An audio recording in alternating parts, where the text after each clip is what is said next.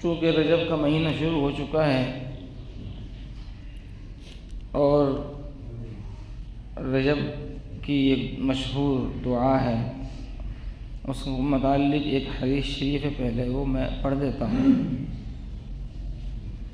عن انس بن مالک رضی اللہ عنہ قال كان النبي صلى الله عليه وسلم اذا دخل رجب قال اللهم بارك لنا في رجب وشعبان وبارك لنا في رمضان۔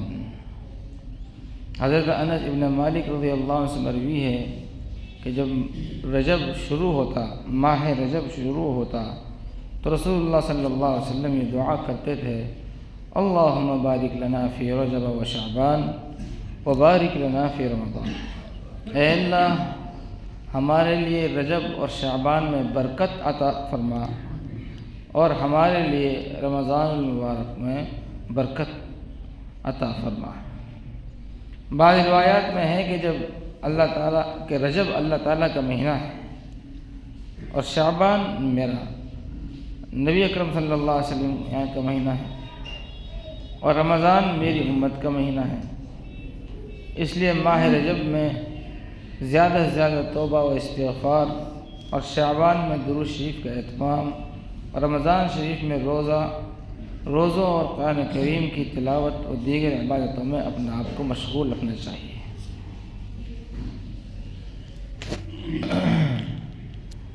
اس سے پتہ چلا کہ حضور پاک صلی اللہ علیہ وسلم کو رمضان المبارک کا اشتیاق رہتا، آپ کو شوق رہتا کہ رمضان المبارک کا مبارک مہینہ ہمیں نصیب ہو جائے، مل جائے۔ یہ جو روایت ہے اس میں تو یہ فرمایا اللہم بارک لنا فی رجب و شعبان و بارک لنا فی رمضان، کہ اللہ رجب اور شعبان کے مہینے میں ہمارے برکت عطا فرما اور رمضان کے مہینے کو بھی ہمارے لیے بابرکت بنا۔ اور اسی معنی کی دوسری روایت یہ ہے کہ اس میں آپ نے فرمایا وبلغنا رمضان، اللہم بارک لنا فی رجب و شعبان وبلغنا رمضان، کہ اللہ رجب اور شعبان میں ہمارے لیے برکت عطا فرما اور ہمیں رمضان تک پہنچا دے، رمضان ہمارے لیے مقدر فرما دے۔ یہاں غور کرنے کی بات یہ ہے کہ دلچسپی کیا ہے۔ مثال کے طور پر کوئی بہترین گارڈن میں آپ کی دعوت ہے، بہترین گارڈن ہے اور دعوت کا بھی بہترین انتظام ہے، تو آپ سوچیں گے کہ میں وہاں پہنچ جاؤں، میں وہاں، آپ کی دعوت بھی ہے، حسن اتفاق، جگہ بھی اچھی، کھانا بھی بہترین، اور آپ مدعو بھی ہیں، بلاوا آیا ہے، دور ہے تھوڑا سا، جی تو آپ نظم کریں گے، انتظام کریں گے، پہنچنے کی کوشش کریں گے۔ کیا جذبہ پیچھے؟ جذبہ ہے کھانا کھانا، سوچ ہے کھانے کی۔ وہ جو کھانے کا جو جذبہ ہے وہ اشتیاق پیدا کر رہا ہے، کر رہے ہیں، اب غور کر رہے ہیں، بات سمجھنے کی کوشش کر رہے ہیں نا۔ جہاں پہنچنا ہے وہاں دعوت ہے، وہاں پہنچنے کی کوشش کی جا رہی ہے، چاہت پیدا ہو رہی ہے، جانا چاہیے۔ تو وہ مدعا کیا ہے، مقصد کیا ہے، ارادہ کیا ہے؟ اچھے لذیذ کھانے کو مل جائیں گے، یہ اس کے پیچھے جو ابھار رہا ہے جذبہ، قدم اٹھانے کے لیے کہہ رہا ہے، چلنے کے لیے کہہ رہا ہے، پہنچنے کے لیے کہہ رہا ہے، وہ داعیہ یہ ہے۔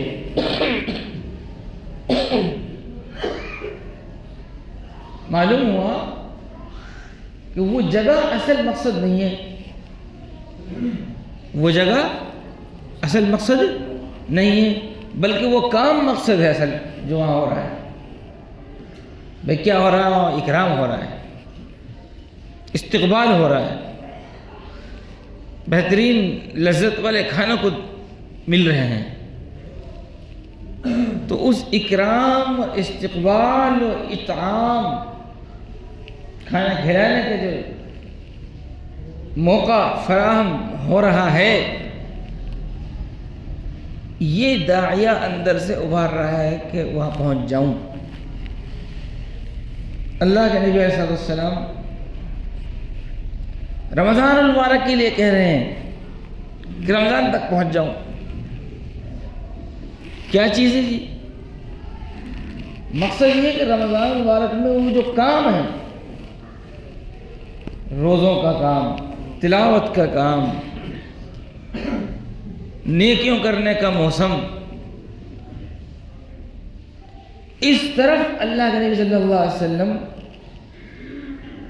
اپنا ذوق اور شوق دکھلا رہے ہیں، بتلا رہے ہیں، اس کو حاصل کرنے کی دعا کر رہے ہیں۔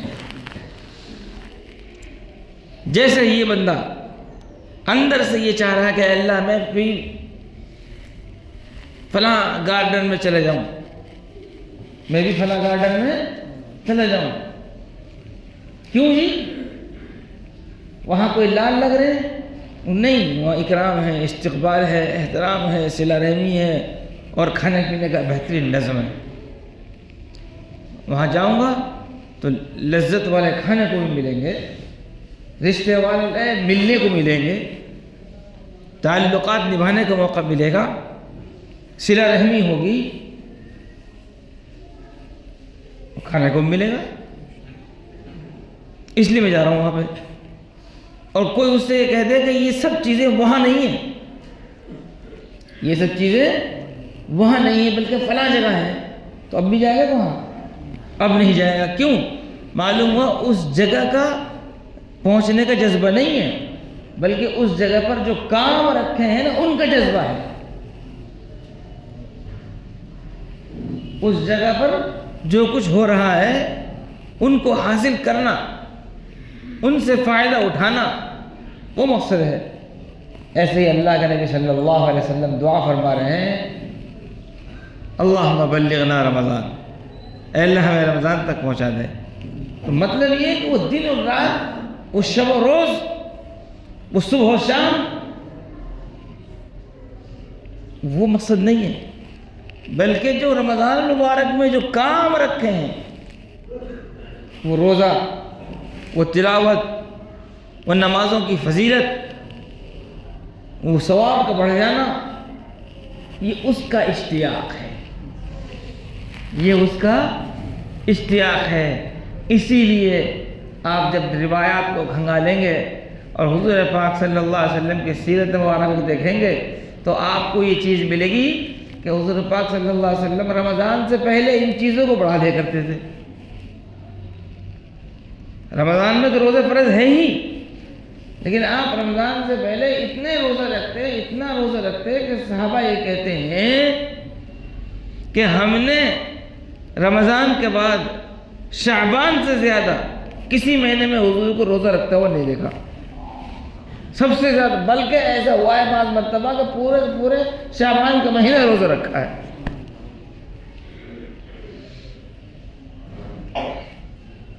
اور حضور کی تلاوت کا کیا کہنے؟ ایک ایک رکعت میں کئی پارہ۔ تو یہ روایت جس میں یہ دعا مانگی گئی ہے کہ اللہ کے نبی صلی اللہ علیہ وسلم یہ دعا فرما رہے ہیں، اللہم بارک لنا فی رجب و شعبان، اے اللہ رجب کے مہینے میں اور شعبان کے مہینے میں ہمارے لیے برکت عطا فرما، وبلغنا رمضان، اور ہم کو رمضان تک پہنچا دے۔ جس میں یہ دعا مانگی گئی ہے اس میں در پردہ یہ پیغام ہے، بیک گراؤنڈ یہ پیغام ہے کہ جذبہ ہے تلاوت کا، جذبہ ہے روزہ رکھنے کا، جذبہ ہے رات کی عبادت کا، اور جذبہ ہے نیکیوں کو حاصل کرنے کا کہ یہ رمضان میں کیا ہوتا ہے جی، دن میں روزہ ہوتا ہے. معلوم ہوا کہ یہ رمضان مانگ رہے ہیں، مقصد یہ ہے کہ روزہ رکھنے کا شوق ہے. رمضان مانگ رہے ہیں کہ رمضان میں کیا ہوتا ہے جی، تلاوت ہوتی ہے. معلوم ہوا کہ تلاوت کا شوق ہے. رمضان مانگ رہے ہیں کہ اللہ رمضان تک پہنچا دے. تو اس میں پیغام یہ دیا جا رہا ہے کہ رمضان میں نیکیوں کا موسم ہے، نیکیوں کو زیادہ سے زیادہ کیا جاتا ہے. تو معلوم ہوا کہ اللہ کے نبی علیہ السلام کو نیکیوں کا شوق ہے. اس لیے میرے گرامی قدر بزرگوں عزیز دوستو، اس روایت سے ہم کو یہ سبق ملتا ہے کہ وہ ذات گرامی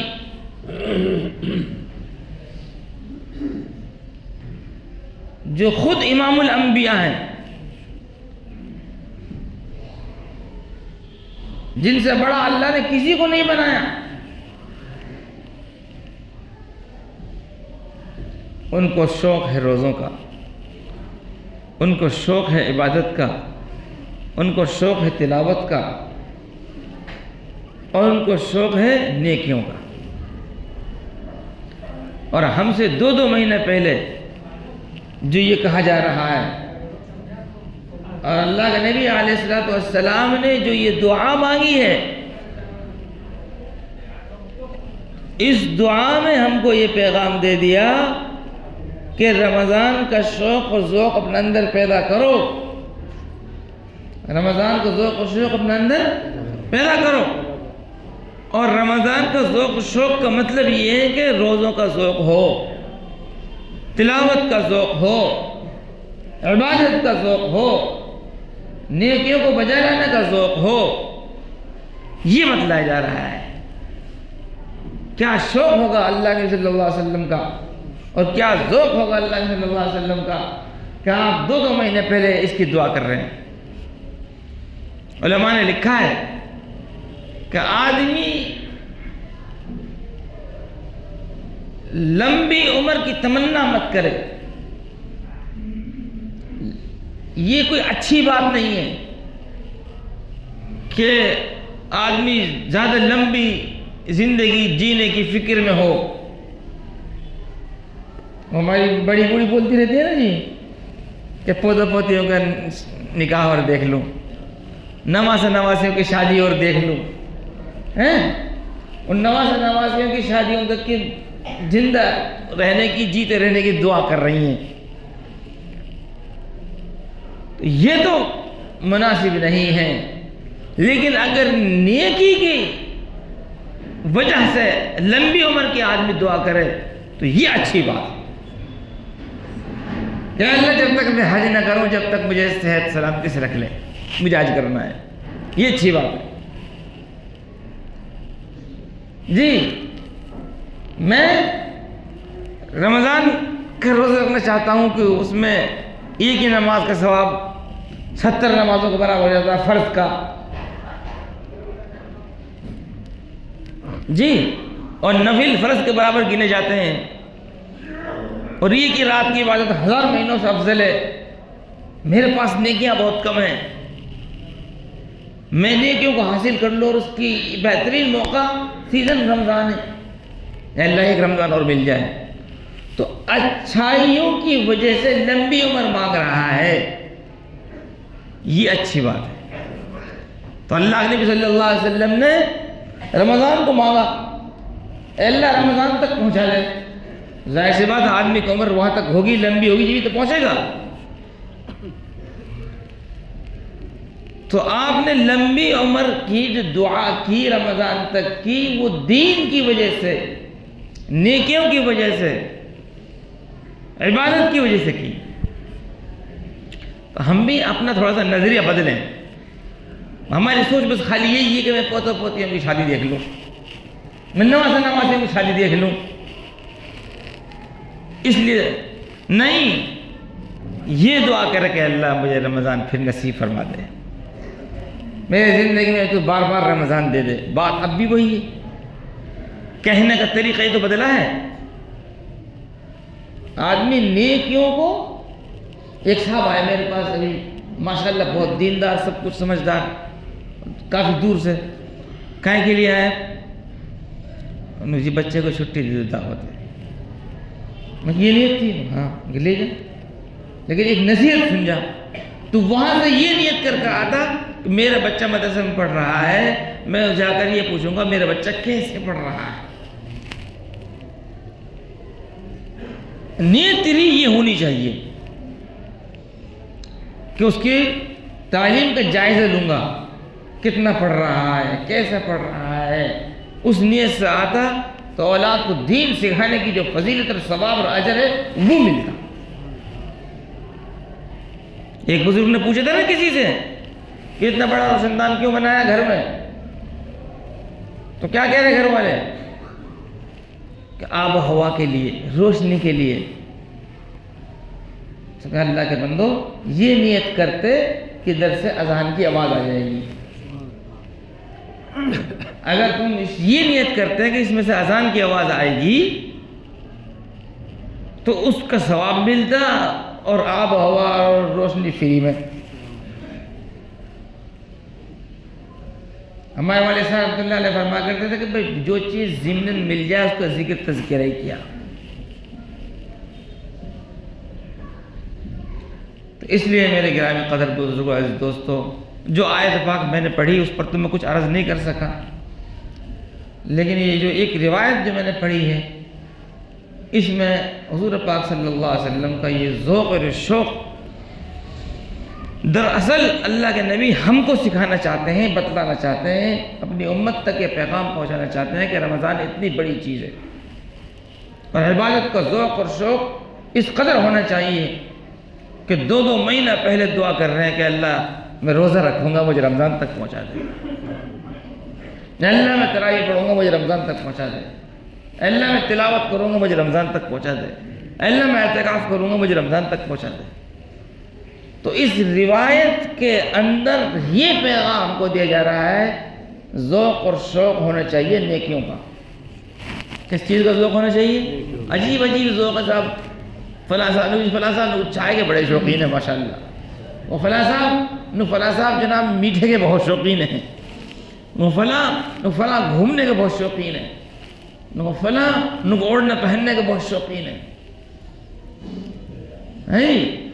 کوئی کسی کو کسی چیز کا شوق اور کسی کو کسی چیز کا شوق. اللہ کے نبی یہ پیدا کرنا چاہ رہے ہیں تمہارے اندر روزہ رکھنے کا شوق ہو, تمہارے اندر تلاوت کرنے کا شوق ہو, تمہارے اندر عبادت کرنے کا شوق ہو, نیکیوں کو حاصل کرنے کا اور نیکیوں کی طرف لپکنے کا اور نیکیوں کی طرف بڑھنے کا شوق ہو. اچھا یہ خالی پھر شوق سے کچھ نہیں ہوتا, شوق کے ساتھ ساتھ وہ عمل بھی ہو. شوق کے ساتھ ساتھ کہ فرض روزے تو رکھیں گے رمضان میں, اس سے پہلے ہم کچھ نفل روزہ رکھیں گے انشاءاللہ. مستقل تلاوت کا ایک روٹین اور ایک ترتیب رمضان میں بنائیں گے, لیکن اس کا مطلب یہ نہیں کہ اس تلاوت شروع ہی رمضان میں ہوگی. ابھی سے ہم تلاوت کی کوئی ترتیب بنائیں گے کہ جی 5 وقت کی نماز جماعت سے اور نوافل کے اہتمام کے ساتھ رمضان میں پڑھیں گے, یقیناً پڑھیں گے, لیکن وہ 5 وقت کی نماز نوافل تو آج بھی ہیں تاکہ رمضان میں اور اچھی طریقے سے پڑھ لیں اور زیادہ وقت دے دیں. پابندی ابھی سے شروع کریں گے انشاءاللہ. یہ مطلب ہے اس دعا کا کہ اللہ نبی صلی اللہ علیہ وسلم رجب کا چاند دیکھ رہے, دعا فرما رہے اللہم بارک لنا فی رجب و شعبان, اے اللہ رجب اور شعبان کے مہینے میں ہمیں برکت عطا فرما, اور بلغنا رمضان, اور رمضان تک ہم کو پہنچا دے. اور دوسری روایت میں وہ بارک لنا فی رمضان, اور رمضان کو بھی ہمارے لیے بابرکت بنا دے. اللہ تعالیٰ یہ دعا ہم سب کے قبول فرمائے. وآخر دعوانا الحمدللہ رب العالمین.